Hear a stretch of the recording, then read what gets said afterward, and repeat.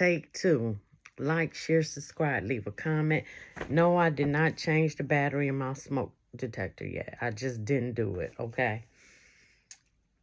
But we getting back into our reading of the Trilateral Commission, which is part of the New World Order.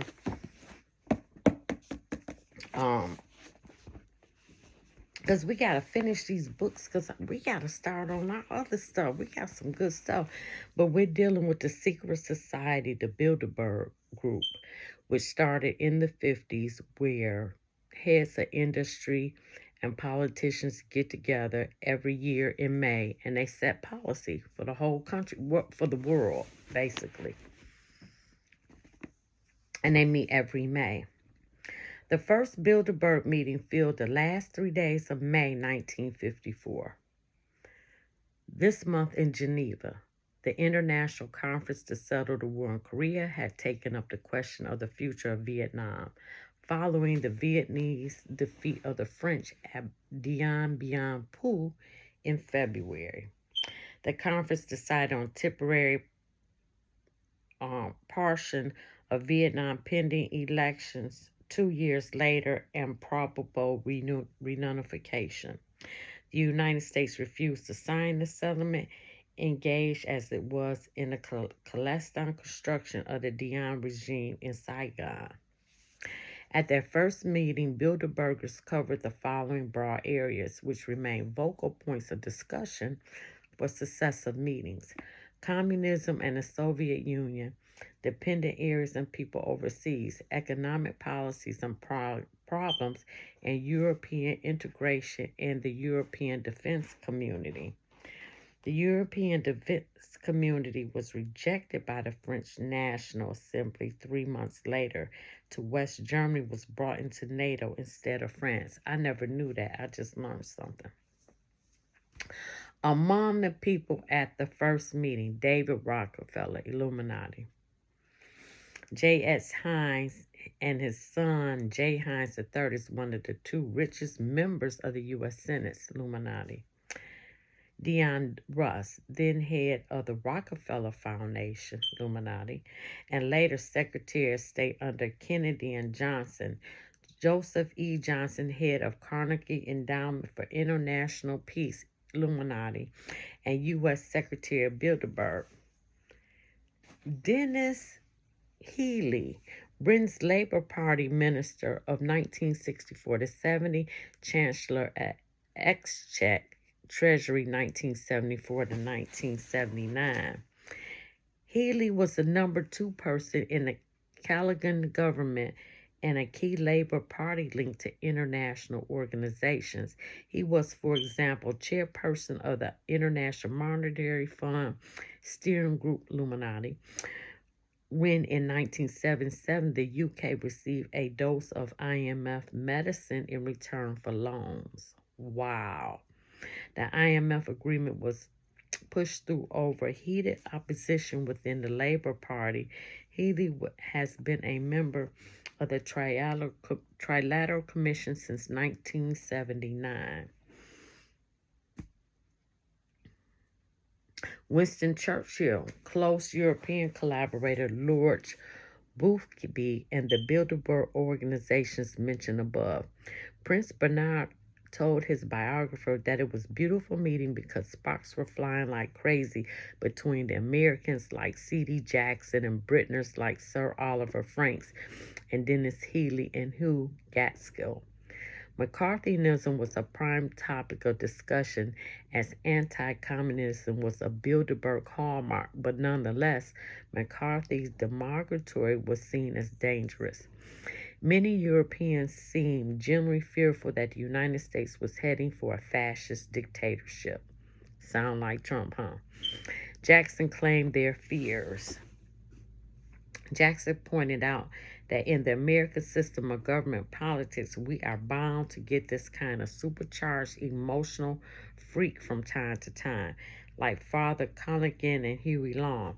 When a U.S. senator went on a rampage, party discipline was non-existent, and there was no way to stop him. Whether McCarthy dies by an assassin's bullet, now check that out, wow, or is eliminated in the normal American way of getting rid of boils on the body politics, by our next meeting he would be gone from the American scene.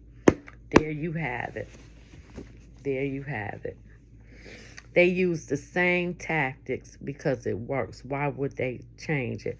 Plane crash, automobile crash, overdose, alleged suicide attempt, mental illness crackdown, discredit you. Because it works. They're not going to change tactics. George McGee, senior State Department official and Bilderberg executive member, claimed that the really bad misunderstandings between Europeans and Americans were dissipated at the first Bilderberg. From the start, Bilderberg has been run by a very small core group. When in 1956 a steering committee was set up to help Prince Bernhard arrange further Bilderberg meetings, it was not in any way as an elected committee. It could not be because there was no acknowledgement membership. Joseph Ridner explained the Prince centralizes all Bilderberg activities, appoints all the members of the steering committee, and after consultation with these members, decides on those to be invited to the yearly conferences. The permanent core group of officials consisted of Prince Bernhard, Illuminati, who remained permanent chairman of the meetings until his resignation in 1976. The U.S. chairman, European and North American secretaries, and a treasurer. Ridner was permanent secretary until his death in 1960, when Bernhard's close associate E.H. van der Beugel took over. Van der Beugel was director of the Dutch Bureau for the Marshall Plan, 1947 to 52, and became president of the KLM Royal Dutch Airlines in 1961. He now heads the International Institute of Strategic Studies in London. Paul Rikers of Unilever was treasurer until his death in 1964, when Johannes Minion, another Bernhard associate, took over. C. Fritz Kreysen, managing director of Dutch AMRO Amsterdam Rotterdam Bank, is now Bilderberg treasurer. Former British Conservative Prime Minister Lord Home has been chairman since Bernhard's demise. The U.S. Secretary from the beginning has been Joseph Johnson, a member of the State Department's Policy Planning Committee for the Marshall Plan and the Council of Foreign Relations Director, 1950 to 1974, as well as longtime president and trustee of the Carnegie Endowment for International Peace, Illuminati. In 1955, Den Rusk and W. Beadle Smith of the CIA Oversight Committee became U.S. co-chairman, replacing John Coleman of Burroughs. Then in turn were replaced by Arthur Dean. Arthur Dean became the senior partner of the top corporate law firm Sullivan and Cromwell when John Foster Dulles became a U.S. Senator in 1944 and the Eisenhower Secretary of State in 1953. Another partner, Alan Dulles, replaced W. Beadle Smith as director of CIA. All of them, Illuminati. Dean negotiated the Korean War truce at the Panmunjom in 1953. He is trustee of the Asia Foundation, well-known conduct for the CIA money in Asian studies, was director of the Council of Foreign Relations 1955 to 72, and chairman of the Institute of Pacific Relations 1950 to 52. Where did I leave? Oh, okay. Redner paints this portrait of Bilderberg participants. Any citizen of the country that believes in defending Western ethical and cultural values and who himself shares these ideas is eligible to be invited to Bilderberg meetings. but the success of the meetings depends primarily on the level of participants. So invitations are only sent to important, generally respected people who, through their special knowledge or experience, their personal context, and their influence in national and international circles, can help to further the aims of the Bilderberg. Party political balance is sought, but labor and socialist representation is small, coming from right wing of the social democratic sector. There you have it. In reference to a 1977 Bilderberg meeting, it was reported that when asked why none of the new Euro communists had come, one of the organizers answered simply, "We didn't invite them." According to Redner, the composition for any meetings should reflect the general opinion prevailing in various countries with regard to the subjects discussed. Roughly one-third are politicians and statesmen, one-fourth are businessmen, the remainder consisting of intellectuals, trade unionists. This is how the union's selling out the people. I get it. They part of these meetings. Wow. Diplomats, officials, and other leaders of public opinion, such as representatives of the press. Now, this is how your press is sold out. Wow. Rittner curiously omits specific mention of bankers who are among Bilderberg's most influential participants. Needless to say, when Rittner speaks of the general opinion, he means only elite opinion. John Pullman observes, among the first 3 or 4 years, the all-subject selection of participants was a delicate and difficult task. This was particularly as it regards to politicians.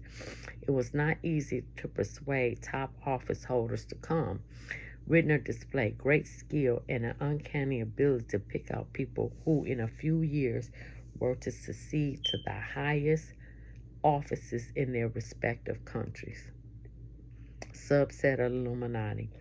Today, there are very few figures among governments on both sides of the Atlantic who have not attended at least one of these meetings. Bilderbergs have played key roles in the development of the European movement. The unsuccessful European Defense Community and various organizations, ECSC, EEC, and Euratom, the European Atomic Energy Commission, it was set up by Manassa Conference of 1955.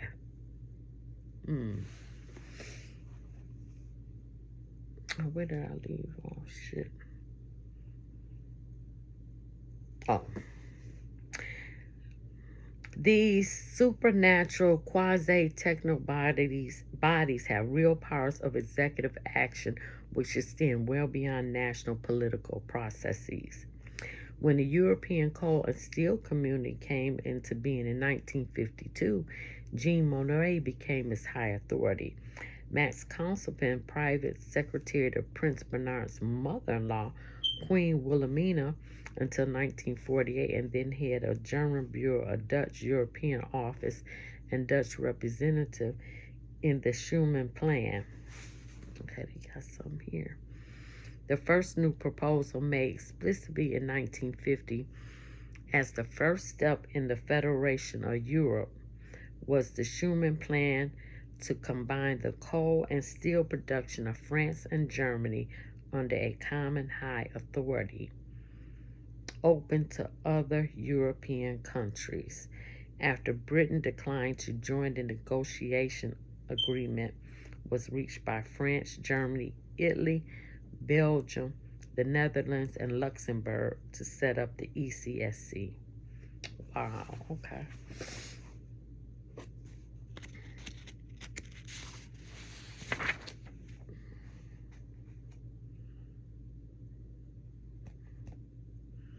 A few of these officials include Walter Haussmann, first EEC president, and former German Foreign Affairs Minister Jean Rey, first president of the Unified European Communities, and Rolf Daffenberg, former commissioner for external affairs. Similarly, officials from the OECD, NATO, the International Monetary Fund, World Bank, both of those Rothschild, Illuminati, and GATT, regularly attend. It should come to no surprise then when asked by Prince Bernard's biographer, for example, of the Bilderberg's accomplishments, steering committee member George McGee, past chairman in the State Department and then Under Secretary of State in the Kennedy administration, he replied, I believe you could say the 1957 Treaty of Rome, which brought the common market into being, was nurtured at these meetings. They set policy. From the early 60s, the OECD, Japan joined in 1964, developed into a official forum in which the West worked out global economic issues before taking their common positions to negotiations and forums where third world and socialist bloc countries would be represented. Thurgood Christian, first OECD Secretary, generally participated in Bilderberg meetings.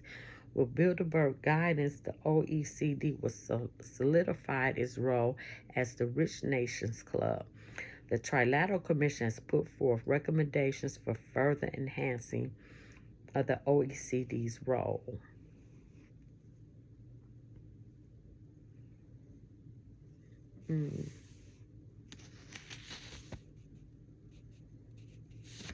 Bilderberg works through a consensus process rather than through formal resolutions and voting.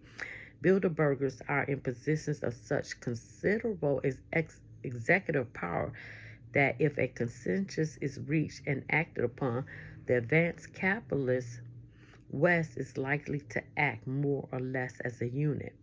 When there is no such consensus, the real interests at stake and the constantly repeated injunction not to act diversely can produce a cohesive effort. At the 1974 Bilderberg conference in France, 6 months after the October War and oil price rise, a British keynote speaker gave credit for the handling of such a wide range of economic and monetary problems to the emergence of transnational forces. He said, have a dozen knowledgeable people have managed an effort to set the world's monetary system working again. Wow, that's power. And it was important to try to knit together our networks of personal contacts. We had to resist institutionalism, bureaucratic red tape, and the creation of new procedures and committees. I'm going to leave that right there, and then we coming back to the, this is a long chapter. Oh my God, this is a long chapter. But we should finish it up in chapter 3. This is a big book. Yeah, we come to the 1950s. We're going to end that right there. Like, share, subscribe, leave a comment. Hit that like button, please.